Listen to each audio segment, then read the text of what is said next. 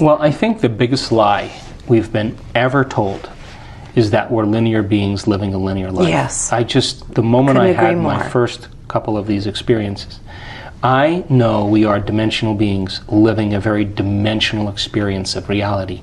And all of this indoctrination is to keep us from that, because once the game is up, you can't ever go back to being the same person. So this reality, this dimension that we live in, is called space-time. Space is eternal. Space is the field. And you and I experience time by moving through space.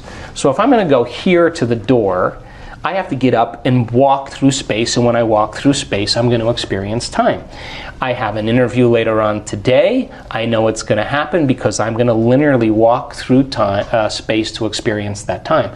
So in this dimension, we could say that space is the field and time is the river. And so we experience time as we move through space. Got it? Mm-hmm. In the inverse reality, it's actually opposite. In other words, time is everywhere. Time goes on forever. And you experience space when you move through time. Let me see how I can say it another way. So if time is the field and space is the river, then all of space is enfolded in time.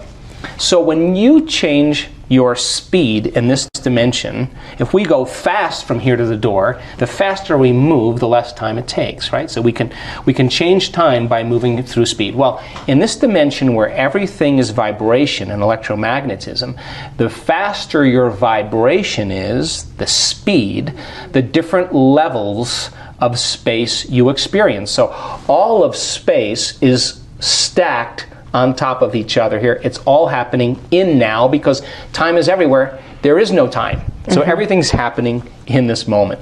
And so different levels of consciousness and different levels of energy allow us to experience these different levels of space.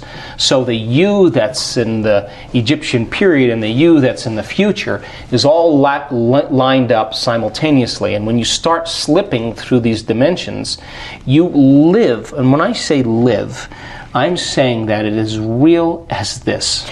And you know who you are. Yes. And the person that you're married to, or the person that you work with, or your best friend is wearing a different face.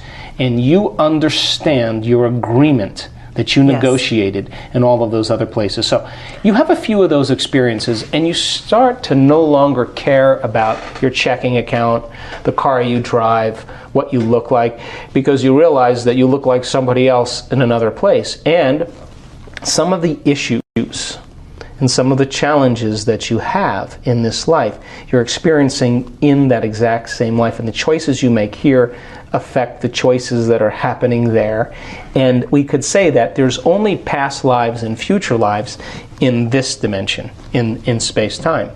In that dimension, there is no past lives. It's all happening now. I don't know how else to say it, but as you begin to change your consciousness, you can slip into different spaces, different realities, and experience aspects of yourself that are just like this wonderful kaleidoscope of possibilities. Future? I think one of the cool things about it is that you can experience future times too, and that we think that time is fixed.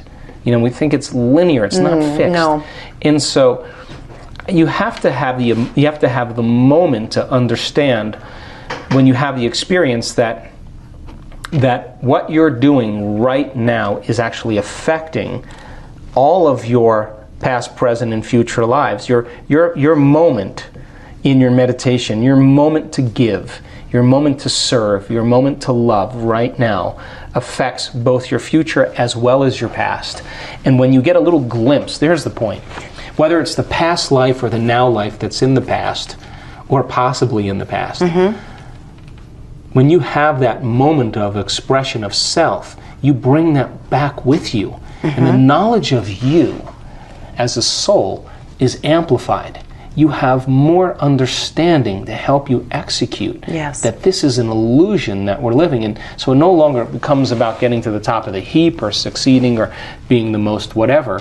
all of a sudden you're realizing now it's about how you're going to make a difference, or how you're going to contribute, or how you're going to cultivate an aspect of self to help you in this life and all of those other lives that are happening simultaneously. So we've created the conditions for this in one of our advanced workshops, and boy, the stories are off the chart. And because people just get it, they just get who they are. Knowledge is empowerment. Knowledge about self is self-empowerment. Right. So, but I'm not talking about knowledge like you may want to argue quantum superimposition, right? Yeah. Some people do that, and I've sat and drank martinis with quantum physicists to sunrise, and nobody's changed at the end of it. Right.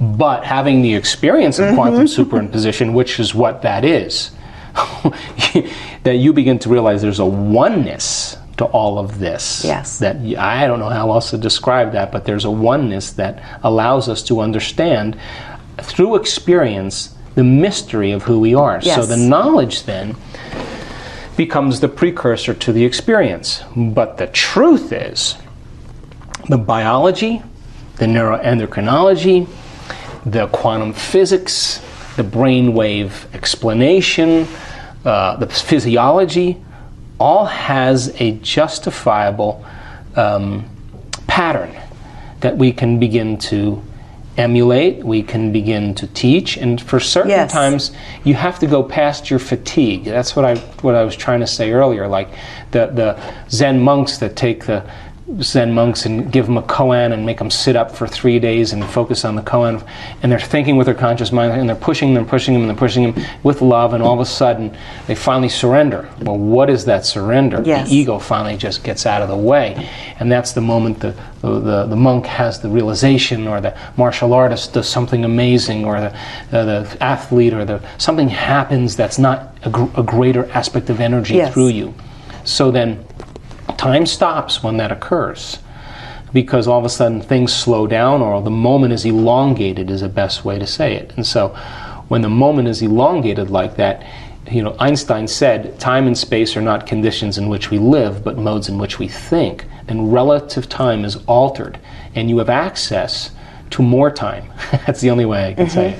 I mean, someone who's schizophrenic has a lot of mystical experiences, and they are mystical experiences, but you can't function in your world. What good is it? Right. So you got to be able to take that experience and methodically then ask the question, well, who am I, right? We're only limited by the questions, and then becoming possessed by wanting to know the answers and wanting to go deeper. I think that after a few experiences like that, parts of our brain that have been dormant, now again, this is my theory, parts of our brain that have been shut off or dormant are turned on. And now you're looking through a different lens now, because you only perceive what's mapped in your brain neurologically and what you emotionally have experienced. So emotion becomes the filter, and the circuitry becomes the focus. And so then you have an experience of space-time and time-space. All of a sudden you activate the circuitry. The lens changes from experience, and the body changes from experience. The circuitry changes from experience. You're not focusing so much on just that particle. You're focusing on the wave and the possibilities. So your lens broadens and your acuity sharpens, and that then alters your perception, which alters your beliefs, which alters your attitudes, which alters your thoughts and feelings, which is altered from your memories or experiences.